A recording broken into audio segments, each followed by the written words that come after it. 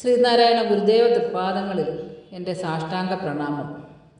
ശ്രീ മങ്ങാട് ബാലേന്ദ്രൻ സാറിൻ്റെ ഗുരുദേവ കഥാസാഗരം ഭാഗം 45 പിശുക്കൻ്റെ കള്ളത്തരം.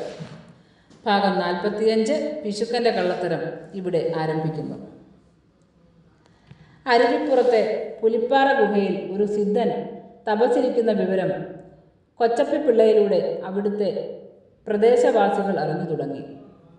സിദ്ധനെ കാണാനെത്തിയവരിൽ ചിലരെല്ലാം അകലെ നിന്ന് നോക്കിക്കണ്ടതേയുള്ളൂ. പുലികൾ നിത്യവും ശയിക്കുന്ന ആ പുലിപ്പാറയിൽ ഏകാന്തവാസം ചെയ്യുവാൻ ഒരു മനുഷ്യന് സാധിക്കുമോ? അവരെല്ലാം അത്ഭുതം കൂറി. കണ്ടവർ വീണ്ടും വീണ്ടും കാണുവാനെത്തി. ആദ്യമൊക്കെ ഒളിഞ്ഞു നിന്നും അകലെ നിന്നും നോക്കിയവർ പിന്നെ അടുത്തേക്ക് ചെല്ലുവാൻ തുടങ്ങി. ചിലർ പഴങ്ങളും കിഴങ്ങുകളും ഇലയിൽ പൊതിഞ്ഞ് നാണുസ്വാമിയുടെ കാൽക്കൽ വെച്ച് തൊഴുതു. ആരോടും നീണ്ട വർത്തമാനമുണ്ടായിരുന്നില്ല. എങ്കിലും സങ്കടപ്പെട്ട് വരുന്നവരെ നിരാശരാക്കിയിരുന്നുമില്ല. അതു ചെമ്പഴന്തിയിലെ നാണുസ്വാമിയാണെന്നു ഒടുവിൽ ആളുകൾ തിരിച്ചറിഞ്ഞു. അതോടെ അരുവിപ്പുറത്തെ ഏകാന്തതയ്ക്ക് പകൽ നേരങ്ങളിൽ വിരാമമുണ്ടായി. സ്വാമി എന്ന് ആദരവോടെ ആളുകൾ വിളിച്ചു തങ്ങളുടെ സങ്കടങ്ങൾ പറഞ്ഞു. അവിടുത്തെ ഒരു നോട്ടം കൊണ്ടുതന്നെ അവർക്ക് എന്തെന്നില്ലാത്ത ശാന്തിയും സമാധാനവും ഉണ്ടാകുവാൻ തുടങ്ങി. ഒരു ദിവസം നാണുസ്വാമി നെയ്യാറിൻ്റെ തീരത്തെ ഒരു വൃക്ഷഛായയിലിരുന്ന് ഉമ്മണിയാശാൻ എന്ന ഒരാളുമായി സംഭാഷണം നടത്തുകയായിരുന്നു. അപ്പോൾ അപരിചിതനായ ഒരാൾ അവരുടെ അടുത്തേക്ക് വന്നു. ആഗതൻ സ്വാമിയെ കണ്ട് വണങ്ങി. അയാൾ ഒരു വലിയ പിശുക്കനായിരുന്നു. എവിടുന്നാ? നാണുസ്വാമി ആഗതനെ നോക്കി ചോദിച്ചു. ആഗതൻ: കുളത്തൂരിൽ നിന്നും വരികയാണ്. നാണുസ്വാമി: കുഞ്ഞുങ്ങളുണ്ടോ? ആഗതൻ: ഉണ്ടേ. നാണുസ്വാമി: അവരെ വിദ്യാഭ്യാസം ചെയ്യിക്കുന്നുണ്ടോ? ആഗതൻ: ഇല്ല. നാണുസ്വാമി: അതെന്താ? ആഗതൻ: പഠിപ്പിക്കാൻ കാശില്ലാഞ്ഞിട്ടാണേ. നാണുസ്വാമി: ഇപ്പോൾ കയ്യിൽ കാശ് വല്ലതുമുണ്ടോ? ആഗതൻ: ഒരു കാശ് പോലും ഇല്ല സ്വാമി. അത് കേട്ട് നാണുസ്വാമി ഉമ്മണിയാശാനെ നോക്കി ഒന്ന് പുഞ്ചിരി തൂകി.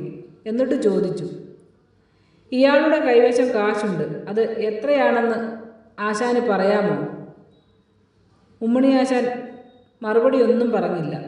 അപ്പോൾ നാണുസ്വാമി ആശാനെയും ആഗതനെയും മാറി മാറി നോക്കിയിട്ട് പറഞ്ഞു: സൂക്ഷ്മം നാം പറയാം. ഈ മനുഷ്യൻ വീട്ടിൽ നിന്നും 7 രൂപ കൊണ്ടുവന്നു.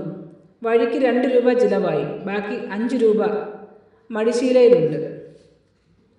സ്വാമി പറഞ്ഞത് കേട്ടിട്ട് ഉമ്മണിയാശാൻ അയാളുടെ ദേഹത്ത് ഒരു പരിശോധന നടത്തി നോക്കി. അയാളുടെ മടിശീലയിൽ അപ്പോൾ കൃത്യമായും 5 രൂപയുണ്ടായിരുന്നു.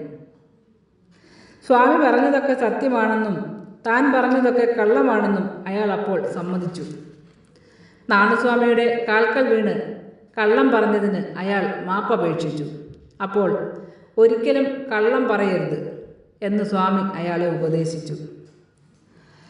നാരായണ ഗുരുവേ എൻ്റെ സത്യപ്രകാശമേ, നീ പാരിൽ പ്രകാശമേകാൻ പിറന്നൊരു വാടമലരല്ലേ നീ.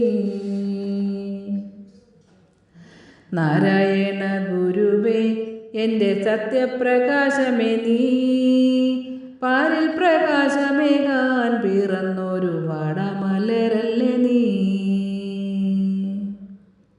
ശ്രീ മങ്ങാട് ബാലേന്ദ്രൻ സാറിൻ്റെ ഗുരുദേവ കഥാസാഗരം ഭാഗം 45 പിശുക്കൻ്റെ കള്ളത്തരം ഇവിടെ അവസാനിച്ചിരിക്കുന്നു.